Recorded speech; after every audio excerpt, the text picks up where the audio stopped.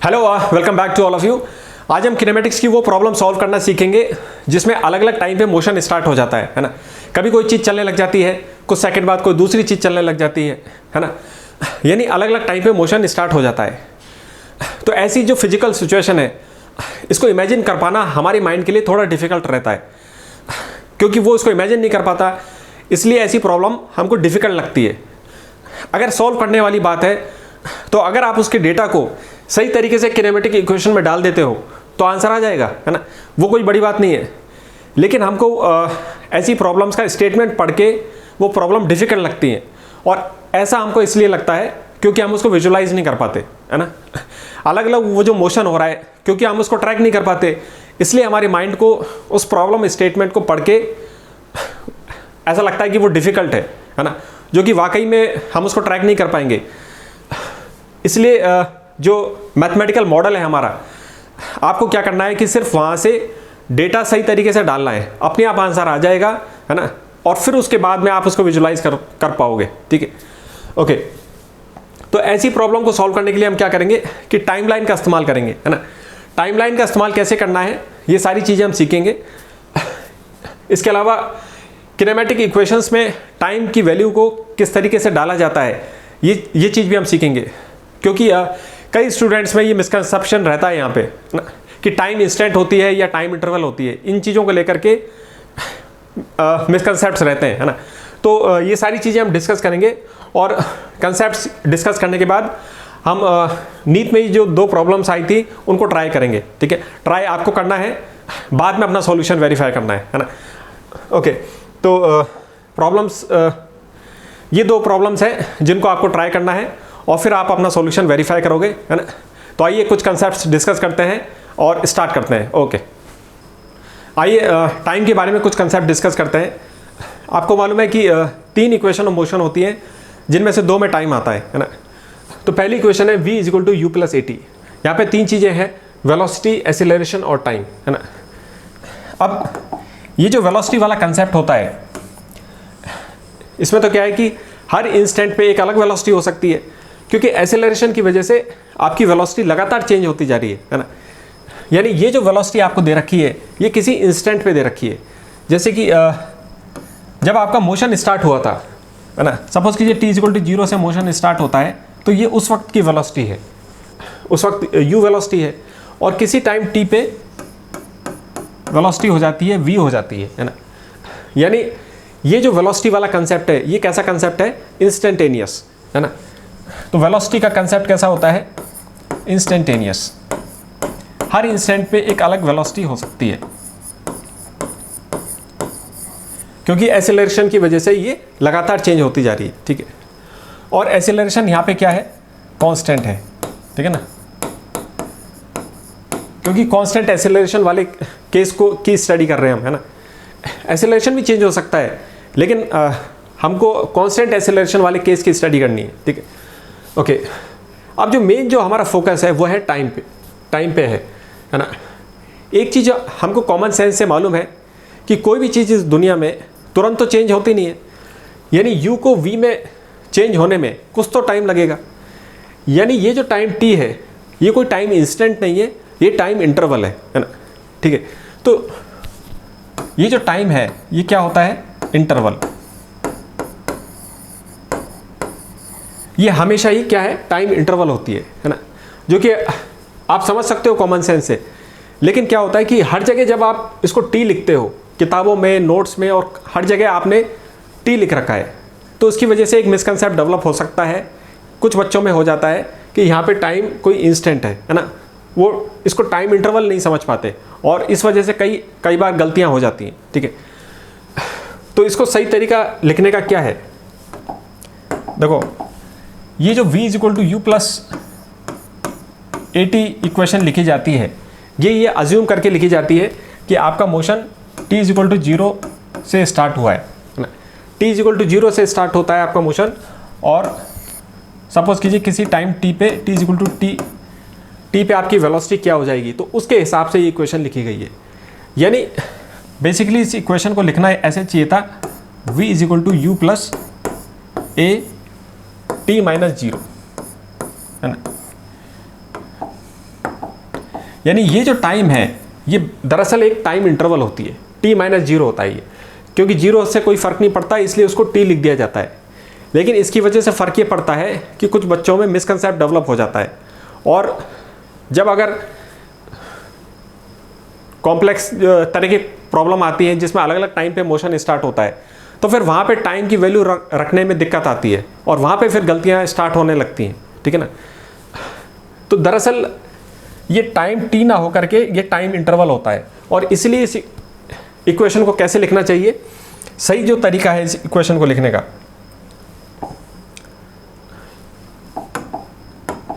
इसको ऐसे लिखना चाहिए कि v is equal to u plus a delta t, है ना। ये है प्रॉपर तरीका इस इक्वेशन को लिखने का। अगर आप इस तरीके से इक्वेशन लिखते हो तो कभी कोई दिक्कत नहीं आएगी, क्योंकि आपको मालूम है कि जो मेन जो चीज़ है ना वो टाइम इंटरवल होता है, कितने टाइम इंटरवल में चेंज आया। दूसरी इक्वेशन जिसमें टाइम आता है वह है s is equal to u t plus half a t square, है ना। इस इक्वेशन में क्या क्या कंसेप्ट हैं, डिस्प्लेसमेंट, इनिशियल वेलोसिटी, टाइम और एक्सेलरेशन, है ना। अब ये जो डिस्प्लेसमेंट होता है ना, डिस्प्लेसमेंट के अंदर भी कैसी फीलिंग आ रही है, आप एक जगह से दूसरी जगह डिस्प्लेस होते हो, यानी कि एक इंटरवल की फीलिंग आ रही है ना। आप एक जगह से दूसरी जगह डिस्प्लेस होते हो, तो ये जो इंटरवल है कि आप कितना डिस्प्लेस हुए, यानी ये क्वांटिटी भी कैसी है, एक इंटरवल होती है ना। और टाइम तो एक इंटरवल होता है, अभी हमने देखा था, है ना। ये जो पर्टिकुलर इक्वेशन लिखी गई है ये अज्यूम करके लिखी गई है कि आपका जो मोशन है वो s इज इक्वल टू 0 और t इज इक्वल टू 0 से स्टार्ट हुआ है, ये अज्यूम करके ये इक्वेशन लिखी जाती है ना। यानी इस इक्वेशन को अगर आप सही तरीके से लिखते हो तो कैसे लिखा जाएगा, s माइनस 0, है ना, is equal to u t minus 0 plus half a t minus 0, है ना। ये है वो प्रॉपर तरीका इसको लिखने का, है ना। यहाँ पे ये जो डिस्प्लेसमेंट है वो बेसिकली क्या है, एक इंटरवल है ना, कि s इज इक्वल टू 0 से आप कितना डिस्प्लेस हो गए और कितना टाइम इंटरवल हो गया है, t इज इक्वल टू 0 से कितना टाइम हो गया है। तो टाइम भी क्या है, एक इंटरवल है, और डिस्प्लेसमेंट भी क्या होता है, एक इंटरवल होता है ना, ठीक है। यानी इस इक्वेशन को प्रॉपर तरीके से अगर आप लिखते हो, जो सही तरीका है वो क्या है कि डिस्प्लेसमेंट को s ना लिख करके आपको लिखना चाहिए डेल्टा s, और टाइम को क्या लिखना चाहिए, डेल्टा t, है ना, ठीक है। यानी इस इक्वेशन को सही तरीका जो लिखने का है वो है delta s is equal to initial velocity into delta t, यानी कितना टाइम इंटरवल हुआ, plus half acceleration into delta t का स्क्वायर, है ना। अगर आप इस इक्वेशन का इस्तेमाल करते हो और आपको ये ध्यान रहता है कि जो डिस्प्लेसमेंट है वो एक इंटरवल है और टाइम भी एक इंटरवल होता है, तो कभी कोई गलती नहीं होगी, है ना। हमेशा आपका आंसर सही आएगा, क्योंकि आपको ये मालूम है कि जो मेन क्वांटिटी है वो है कि कितना आप डिस्प्लेस हुए और कितना इंटरवल लगा आपको, है ना। आपकी मोशन के दौरान कितना टाइम इंटरवल आपको लगा और कितना आप डिस्प्लेस हुए, है ना। ये चीज़ आपको वो कैलकुलेट करके और सही तरीके से इन इक्वेशनों में डालनी होती है, बात ये है ना। ऐसी प्रॉब्लम्स जिनमें अलग अलग टाइम पे मोशन स्टार्ट हो रहा है, उसको मैनेज करने के लिए आपको एक टाइमलाइन बनानी चाहिए, है ना, ठीक है। तो टाइमलाइन का इस्तेमाल करके आप उसको मैनेज कर सकते हो। सपोज कीजिए t इज इक्वल टू 0 पे कोई बॉडी है वो मूव करना स्टार्ट कर देती है ना, और कुछ सेकंड बाद सपोज कीजिए t is equal to 2 second पे कोई दूसरी बॉडी चलना स्टार्ट कर देती है ना। तो आपने इस तरीके से टाइमलाइन बना ली, है ना, ठीक है। इससे आप इन सब के मोशन को मैनेज कर सकते हो, ठीक है। आप सपोज कीजिए कि जो b का मोशन है वो t is equal to 2 second से t is equal to 5 second तक होता है ना। तो जब हम b के लिए किनेमेटिक इक्वेशन लिखेंगे तो उसके अंदर हमको कितना टाइम डालना है ना। आपको ये देखना है कि b कितनी टाइम इंटरवल तक चला है, यानी 5 में से 2 चला जाएगा तो कितना आ जाएगा, टाइम इंटरवल आ जाएगा आपका 3 सेकेंड्स। ये चीज़ आपको b की किनेमेटिक इक्वेशन में डालनी है ना। तो बस टाइमलाइन से आपको ये देखना है कि कौन सा ऑब्जेक्ट कितने टाइम के लिए चला, वो टाइम इंटरवल आपको यहाँ से कैलकुलेट करके और उसको किनेमेटिक इक्वेशन में डालना होता है। ठीक है, ओके। तो अब आप इन प्रॉब्लम्स को ट्राई कर सकते हो। पहला क्वेश्चन देखते हैं, है ना। ये पहला क्वेश्चन है, आप इसको ट्राई कीजिए, पॉज करके आप इसको ट्राई कर सकते हो। और ये दूसरा क्वेश्चन है ना, ये नीट 1995 का है ना। आइए पहले क्वेश्चन का सॉल्यूशन करते हैं, है ना। तो पहला क्वेश्चन है कि a ball is dropped from a high rise platform at t is equal to 0, है ना। एक बॉल को आपने किसी ऊंचाई से नीचे की तरफ ड्रॉप कर दिया है ना, स्टार्टिंग फ्रॉम द रेस्ट, यानी आपने उसको ड्रॉप किया है रेस्ट से। After 6 second another ball is throne downwards from the same platform with a speed v। 6 second बाद आपने एक और बॉल नीचे थ्रो की है इस बार, है ना। इस बार ड्रॉप नहीं किया आपने, थ्रो की है उसको v स्पीड से, आपने उसको नीचे की तरफ थ्रो किया है ना। पहली बॉल को तो आपने ड्रॉप किया था, 6 सेकेंड बाद दूसरी बॉल को आपने नीचे की तरफ थ्रो किया है विद द स्पीड v, है ना। तो ये चीज़ें यहाँ से क्लियर है, इसको पढ़ना आसान है ना, इसका मतलब समझना आसान था। ठीक है, the two balls meet at time t, है ना। दोनों बॉल मिल जाती हैं 18 सेकेंड पे, किसी टाइम 18 सेकेंड पे वो दोनों बॉल मिल जाती हैं। ठीक है, इसका मतलब क्या हुआ, यानी कि मिलेंगी कहाँ पे, किसी एक जगह पे तो मिलेंगी ना, है ना। ये है मेन चीज़ कि वो किसी एक पॉइंट पे मिलेंगी। ठीक है, what is the value of v।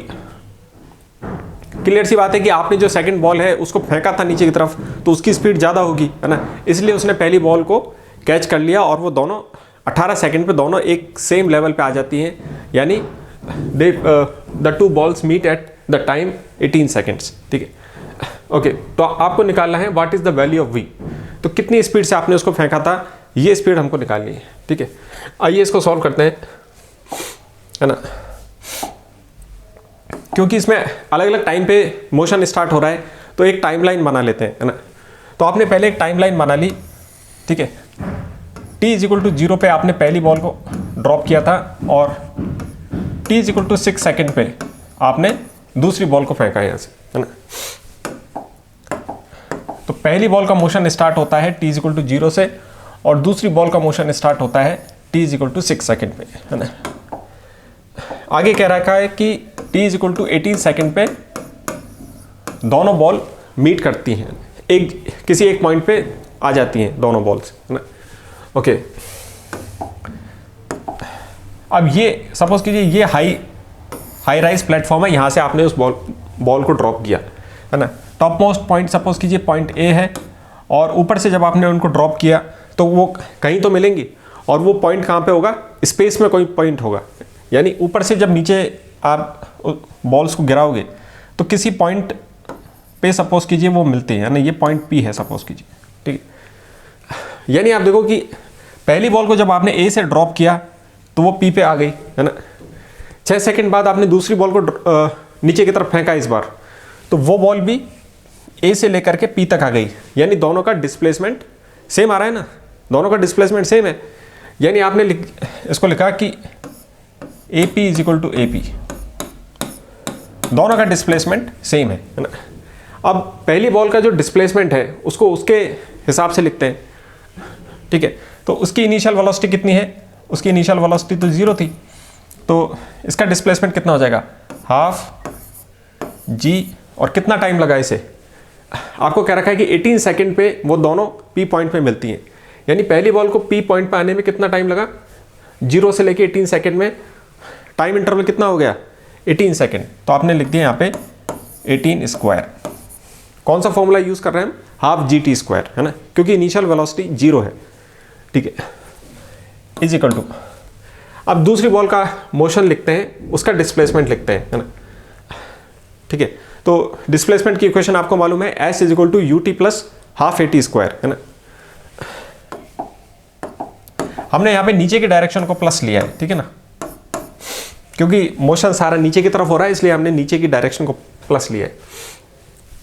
Okay, अब की बार आपने देखा कि जो उसको इनिशियल वेलोसिटी, दूसरी बॉल को नीचे की तरफ इनिशियल वेलोसिटी v से फेंका गया है ना, ये v हमको निकालना है, ठीक है ना।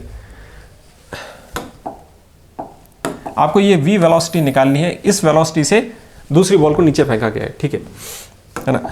ओके, अब इसके लिए हम डिस्प्लेसमेंट लिखते हैं, तो उसी इक्वेशन का आप इस्तेमाल करोगे। डिस्प्लेसमेंट जो होता है कितना होता है, delta s is equal to u into time interval plus half acceleration into delta t square, है ना। ये होता है डिस्प्लेसमेंट वाली इक्वेशन। तो ये जो इसका डिस्प्लेसमेंट आ गया, कितना आ गया, इनिशियल वेलोसिटी कितनी है इसकी, v है ना। तो v आपने लिखा, क्योंकि नीचे की तरफ हमने पॉजिटिव डायरेक्शन ली है और ये भी नीचे की तरफ फेंकी गई है, तो v प्लस में आएगा, है ना। तो v आ गया, और कितने टाइम इंटरवल के लिए इसका मोशन हुआ, ये है यहाँ पे मेन चीज़ की। जब आप सेकंड बॉल के लिए ये इक्वेशन लिख रहे हो किनेमेटिक की, तो इसके अंदर कितना टाइम इंटरवल हमको लिखना चाहिए, है ना। आप देखो कि कितने टाइम के लिए ये इसका मोशन हो रहा है ना। आप इसको कैलकुलेट कर सकते हो यहाँ से कि इतने यहाँ से लेकर के यहाँ तक इसका मोशन हुआ है, यानी टाइम इंटरवल यहाँ से कितनी आ गई,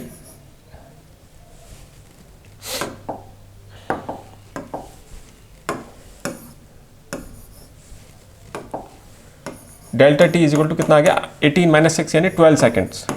तो इतने टाइम के लिए इसका मोशन हुआ है। तो यहाँ पे आपको क्या लिखना है, v इंटू 12, है ना, plus half acceleration due to gravity g, और कितना टाइम है ये, 12 स्क्वायर, ठीक है ना।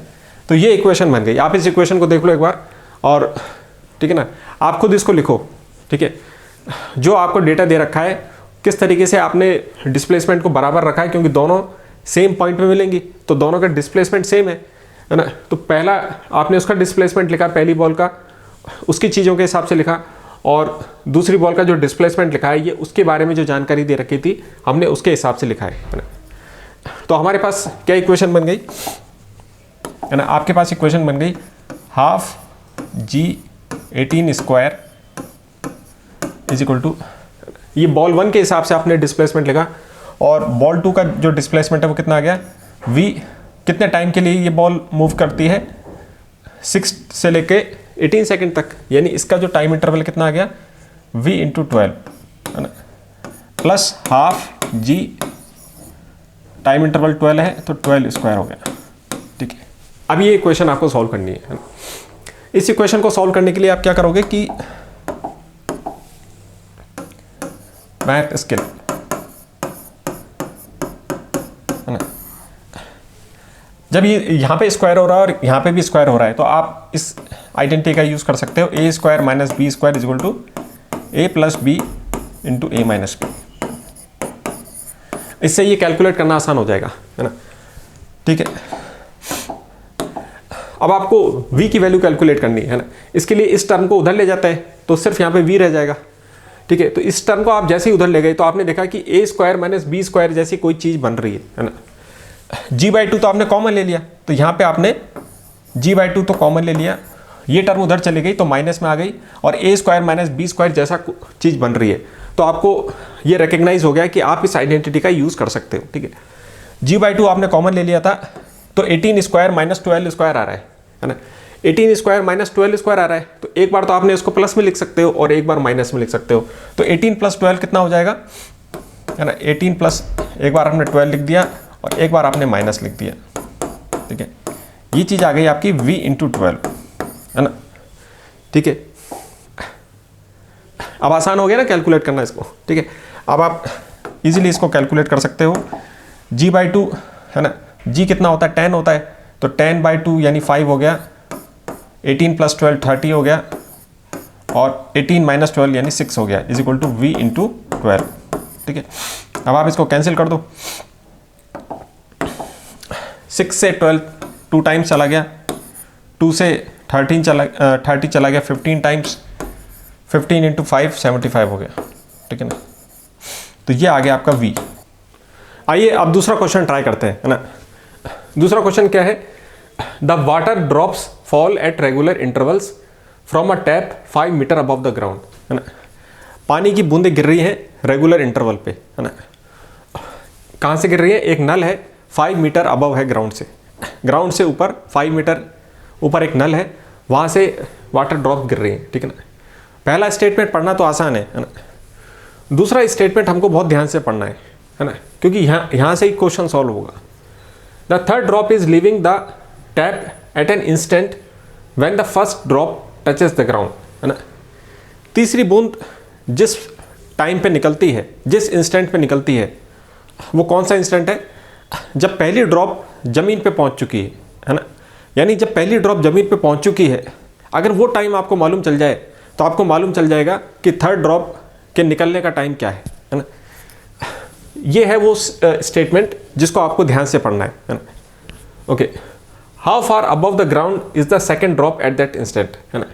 तो उस वक्त जब वो जो इंस्टेंट है, जिस इंस्टेंट पे पहली ड्रॉप ग्राउंड पे पहुंची है और थर्ड ड्रॉप निकलना चालू हुई है, ये दोनों इंस्टेंट सेम है ना।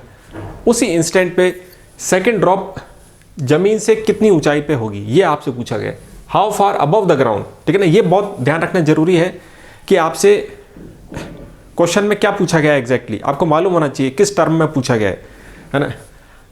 How far above the ground, आप आंसर तो निकाल लोगे, लेकिन वो जो न्यूमेरिकल वैल्यू है वो कौन से नज़रिए से आपसे पूछा गया है? आपको ग्राउंड से पूछा गया है ना। ग्राउंड से कितनी ऊंचाई पे वो सेकंड ड्रॉप होगी उस इंस्टेंट पे, ये हमको निकालना है ना। ठीक है, ओके। इस क्वेश्चन में भी है ना अलग अलग टाइम पे मोशन हो रहा है। पहली ड्रॉप किसी टाइम पे निकलती है, दूसरी ड्रॉप कुछ इंटरवल बाद निकलती है और तीसरी ड्रॉप किसी इंटरवल पे निकलती है। यानी हमको एक टाइम लाइन बना लेनी चाहिए, है ना। तो आपने एक टाइम लाइन बनाई यहाँ पे, है ना। t इज इक्वल टू 0 पे पहली ड्रॉप निकलती है और ठीक है ना, कुछ इंटरवल बाद सेकंड ड्रॉप आएगी और फिर थर्ड ड्रॉप आएगी। ये बराबर इंटरवल पे ड्रॉप्स निकल रही हैं, है ना। थर्ड ड्रॉप के निकलने का टाइम आपको दे रखा है, सपोज कीजिए t is equal to T time है कोई, है ना। ये हमको मालूम नहीं है, ये इंस्टेंट आपको दे रखा है। इसका फिजिकल मीनिंग दे रखा है कि जब पहली ड्रॉप जमीन पे गिर जाएगी, वो जो टाइम होगा उसी वक्त ये तीसरी ड्रॉप निकलेगी, है ना। तो आप क्या करो कि पहले वो टाइम निकाल लेते हैं, है ना। ये जो नल है यहाँ पे, है ना, यहाँ से ये ड्रॉप्स हो रही है, गिर रही है नीचे। तो ये कितनी हाइट पे है? ये नल 5 मीटर की हाइट पे है, ठीक है ना। अब 5 मीटर नीचे गिरने में कितना टाइम लगता है, वो टाइम आप निकाल लो, ठीक है। तो क्या आ जाएगा? Displacement 5 is equal to half G, क्योंकि इसका टाइम तो 0 से स्टार्ट हो रहा है, तो हाफ जी टी स्क्वायर, है ना। 0 से लेके टी टाइम तक पहली ड्रॉप पहुंचती है ना नीचे, ये वो टाइम है जो थर्ड ड्रॉप निकलती है, और ये वही टाइम है जब पहली ड्रॉप नीचे पहुंचती है ना। तो इसका टाइम कितना हो गया? t माइनस 0 यानी t। यहाँ से आप t की वैल्यू निकाल सकते हो आसानी से, है ना। आपको दिख रहा है यहाँ से कि g/2 तो 5 होता है, g की वैल्यू 10 होती है, 10/2 5 होता है, 5 से 5 कैंसिल हो रहा है, 1 आ जाएगा, रूट ले लिया आपने, तो ये आ गया आपका 1। यानी आपने टाइम की वैल्यू निकाल ली 1।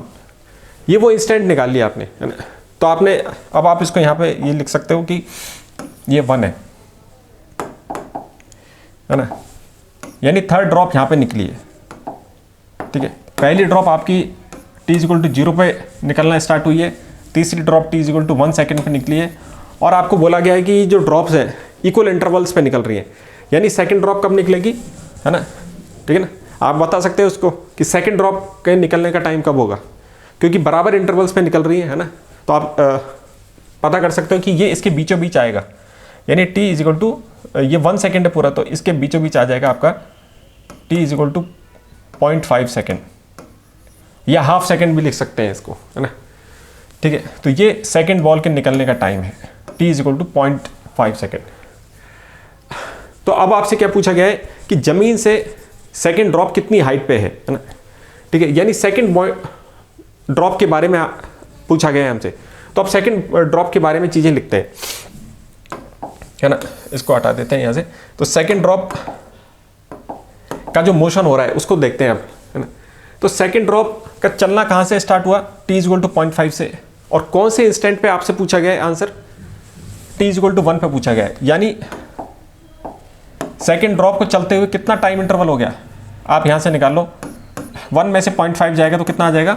0.5, है ना। 0.5 का आप यानी हाफ, ठीक है ना, हाफ ज़्यादा बेटर रहेगा, हाफ सेकेंड। तो कितने टाइम इंटरवल के लिए सेकेंड ड्रॉप का मोशन हुआ? t is equal to half second. तो t is equal to half second में ये जो ड्रॉप है, सेकंड ड्रॉप जो है, कितना डिस्टेंस, कितना डिस्प्लेसमेंट हो जाएगी, ये निकाल लेते हैं, है ना। तो इतने टाइम इंटरवल में सेकंड ड्रॉप कितना डिस्प्लेस हुई, ये आप निकाल लो इसको, है ना। ये आ जाएगा आपका हाफ जी, है ना। कितना टाइम इंटरवल लिखे हैं यहाँ पे, ये जो टाइम इंटरवल है, इतनी देर के लिए वो जो ड्रॉप है वो फॉल हो रही है ना। तो इसमें कितना आ गया, आप यहाँ पे ये टाइम इंटरवल लिख देंगे हाफ स्क्वायर, ठीक है ना। आपने वही फॉर्मूला यूज़ किया है, half G T square, T की जगह क्या होता है, टाइम इंटरवल। दरअसल टी तो कभी होता ही नहीं है, वो टाइम इंटरवल ही होता है। तो सेकंड ड्रॉप का जो टाइम इंटरवल है वो आपने लिखा है। इनिशियल स्पीड तो इसकी भी जीरो है, तो ये है ना, इनिशियल तो जीरो रहेगा, ये इसका डिस्प्लेसमेंट होगा। ये डिस्प्लेसमेंट निकाल लेते हैं अपन, ठीक है। अब आप यहां से निकाल लो इसको, कितना आ गया ये, जी कितना होता है 10, 10/2 यानी 5 इंटू 1/4, तो ये आ गया, यानी 5 इंटू 1/4, ठीक है। ओके, 5 डिवाइडेड बाय 4, इसको कैलकुलेट करने का क्या तरीका होना चाहिए, जो स्मार्ट स्टूडेंट इसको कैसे सॉल्व करेगा, आप देखो 5/4 है ना, 5/4 को आप कैसे लिख सकते हो, 4 + 1/4, यानी कितना आ गया 4/4 यानी 1 + 1/4। 1/4 आपको पहले से मालूम है, ये सारी चीज़ें छोटी मोटी चीज़ें आपको पहले से मालूम होती हैं। तो 1/4.25 होता है ना, तो ये आ गया 1.25, ठीक है ना। ये प्रोसेसिंग वर्बली की जा सकती है, ठीक है ना, सिर्फ आपको इलस्ट्रेट करने के लिए मैंने बताया, है ना। तो ये 1 + 1/4 आ गया, 1/4 आपको पहले से मालूम है 0.25 आ गया। 5 को 4 से वो डेसिमल करके डिवाइड करना, ये एक अच्छा तरीका नहीं है ना। इस तरीके से आप वो वाला तरीका अपनाओ जिससे दिमाग पे कम से कम जोर पड़े, है ना। कैलकुलेशन के अंदर अपन को उलझना नहीं है, वो वाला तरीका अपनाना है जिससे माइंड पे कम से कम जोर पड़े, ठीक है। तो आपने निकाल लिया 1.25, है ना। तो ये ऊपर से आ गया आपका, ये ऊपर से नीचे तक डिस्प्लेसमेंट कितना आ गया 1.25, लेकिन हमको तो नीचे से पूछा गया है कि नीचे से ये हाइट कितनी है, सेकंड ड्रॉप जमीन से ऊपर कितनी है, ये निकालना है। तो अब की बार आप क्या करोगे कि यानी 5 में से इसको माइनस कर देते हैं, है ना। 5 में से इसको माइनस कर दो आप 1.25 को, ठीक है ना। अब इसको कैसे आप सबट्रैक्ट करोगे, 5 में से 1.25 माइनस करना है ना। 5 में से जब आप 1.25 माइनस करोगे तो पहले 1 को माइनस कर दो तो 4 आ गया। अब 4 में से 0.25 माइनस कर दो, है ना, तो ये कितना आ जाएगा, 5 में से पहले आपने 1 को माइनस किया तो 4 आ गया।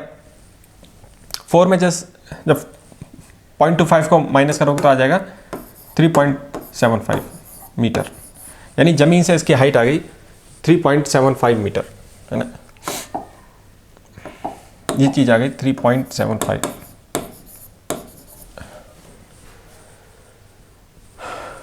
और भी मतलब इन चीज़ों को आसान और इजी तरीका निकालते रहना चाहिए, है ना। ऐसा नहीं है कि जो तरीके से आप करते आ रहे हो वही परेशानी आप हर बार करोगे, है ना।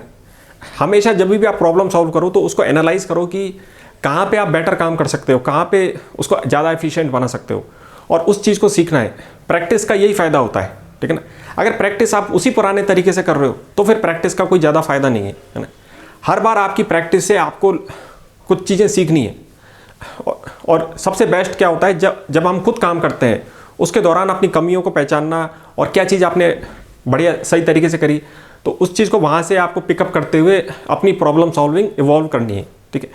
ओके, तो हमारा आंसर आ गया है ना।